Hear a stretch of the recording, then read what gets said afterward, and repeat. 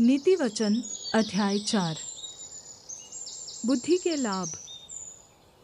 हे मेरे पुत्रों, पिता की शिक्षा सुनो और समझ प्राप्त करने में मन लगाओ, क्योंकि मैंने तुमको उत्तम शिक्षा दी है। मेरी शिक्षा को न छोड़ो।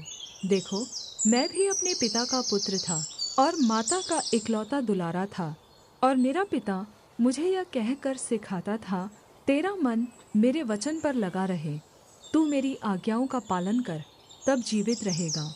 बुद्धि को प्राप्त कर, समझ को भी प्राप्त कर, उनको भूल न जाना, न मेरी बातों को छोड़ना। बुद्धि को न छोड़, और वह तेरी रक्षा करेगी।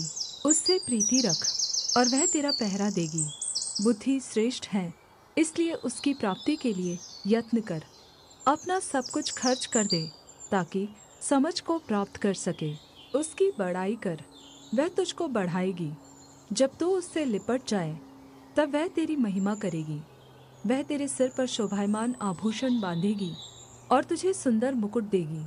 हे मेरे पुत्र, मेरी बातें सुनकर ग्रहण कर, तब तू बहुत वर्ष तक जीवित रहेगा। मैंने तुझे बुद्धि का मार्ग बताया है और सिधाई के पथ पर चलाया है, जिसमें चलने पर तुझे रोक-टोक न होगी, और चाहे तू दौड़े तो भी ठोकर न खाएगा। शिक्षा को पकड़े रह, उसे छोड़ न दे।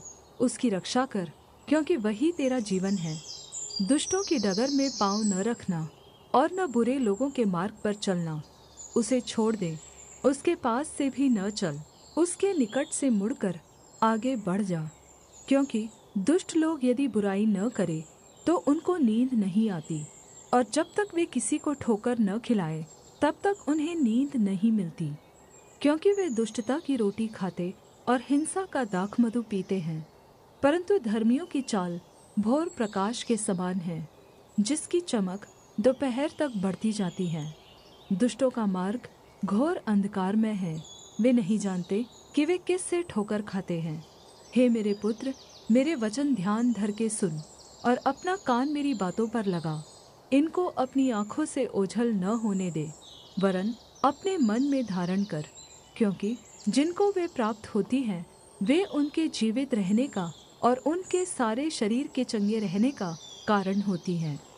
सबसे अधिक अपने मन की रक्षा कर, क्योंकि जीवन का मूल स्रोत वही है।